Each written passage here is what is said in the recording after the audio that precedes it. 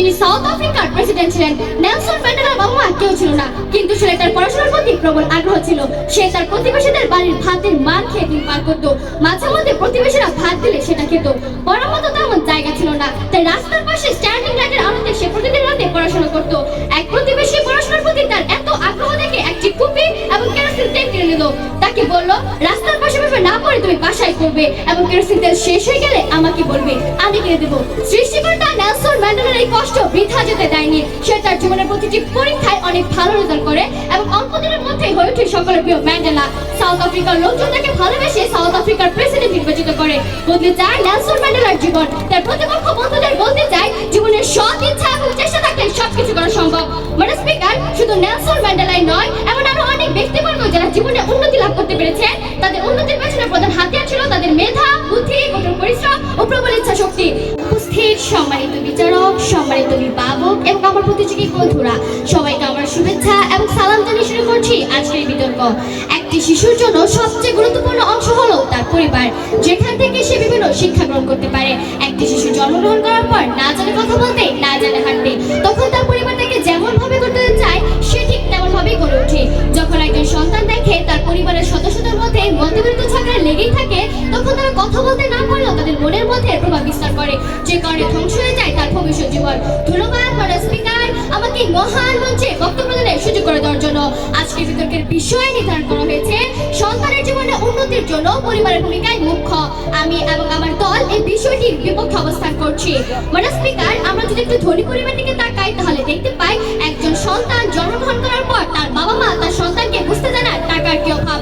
যখন যেটা চায় সে তখন সেটাই পায়। তার টাকার প্রতি কোনো রকম মায়া দরদ জন্মে না, সে যেভাবে খুশি সেভাবে টাকা খরচ করে। ম্যাডাম স্পিকার, পরিবার কিন্তু একবার দেখে না তার সন্তান টাকা কি কাজে লাগাচ্ছে। যদি পরিবার সত্যি তার সন্তানের প্রতি খেয়াল রাখতো, তাহলে অবশ্যই এক দেশে কিশোর অপরাধীর সংখ্যা বাড়তো না। যদি পরিবার সত্যি তার সন্তানের প্রতি খেয়াল রাখতো, তাহলে অবশ্যই আজকে ছেলেদের দ্বারা মেয়েদের উত্তেজিত করার ঘটনা বাড়তো না। তাই আমি ছন্দে ছন্দে বলতে চাই, এই যদি হয় ধনী পরিবারের সন্তানদের শিক্ষার পরিস্থিতি, তাহলে তো হবে দেশে কিশোর অপরাধীর সংখ্যা বেশি, যার ফলে পরিবারের কারণে হচ্ছে সন্তানের জীবনে উন্নতির বদলে অবনতি। এই কথাটাই বাস্তব এবং চিরসত্যি। ম্যাডাম স্পিকার, পরিবার তাদের সন্তানদেরকে শিক্ষিত করে দিতে পারে ঠিকই, কিন্তু প্রকৃত শিক্ষায় শিক্ষিত করে দিতে পারে না।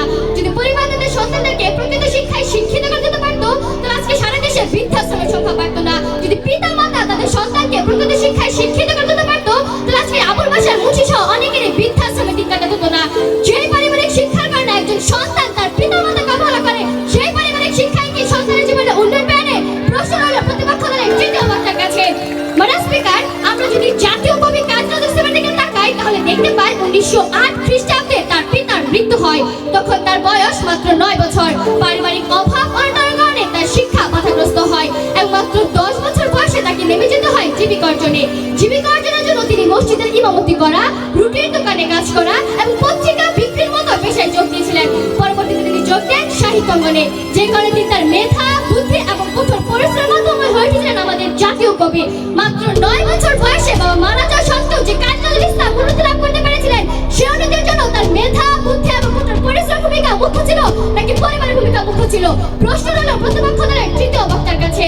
ম্যাডাম স্পিকার, যখন একজন সন্তান দেখে তার পিতা ও বাড়ির অন্যান্য বয়স্করা বিড়ি সিগারেট খায়, তখন তাদের মনে কৌতূহল জাগে। ফলে তারা পিতা ও বাড়ির অন্যান্য বয়স্কদের পকেট থেকে বিড়ি সিগারেট চুরি করে তাদের কৌতূহল মিটায়। এই কৌতূহল থেকে তারা একসময় মাদকাসক্ত হয়ে পড়ে। ম্যাডাম স্পিকার, পরিবারের সদস্যদের মধ্যে যদি ধূমপান অভ্যাস না থাকতো, তাহলে একটি সন্তান অবশ্যই মাদকাসক্ত হতো না এবং ক্যান্সারের মতো মরণঘাতী রোগে আক্রান্ত মানুষের সংখ্যা বাড়তো না।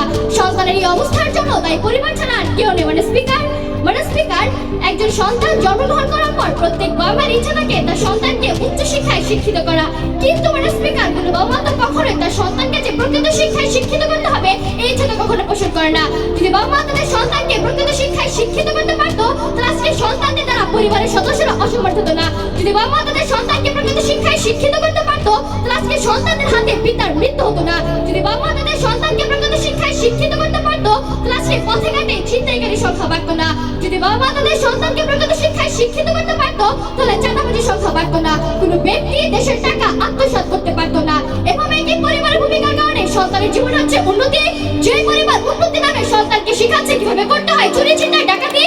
ম্যাডাম স্পিকার, আমরা অধিকাংশ পরিবার দিকে তাকালে দেখতে পাই যেখানে সন্তানের উপর নানা রকম চাপ প্রয়োগ করা হয়, যার ফলে সন্তানের মানসিক বিকাশ বাধাগ্রস্ত হয় এবং সৃজনশীলতা লোপ পায়, যে কারণে হয়ে যায়। মানে স্পিকার, যখন মা বাবা তাদের সন্তানের প্রতি একটা উদাসীন, তখন সেই সন্তান নানান খারাপ কাজে জড়াবে, এটাই স্বাভাবিক। যদি পরিবার সত্যি তাদের সন্তানের প্রতি খেয়াল রাখতো, তাহলে পালিয়ে বিয়ে করা কিশোর কিশোরীর সংখ্যা বাড়তো না।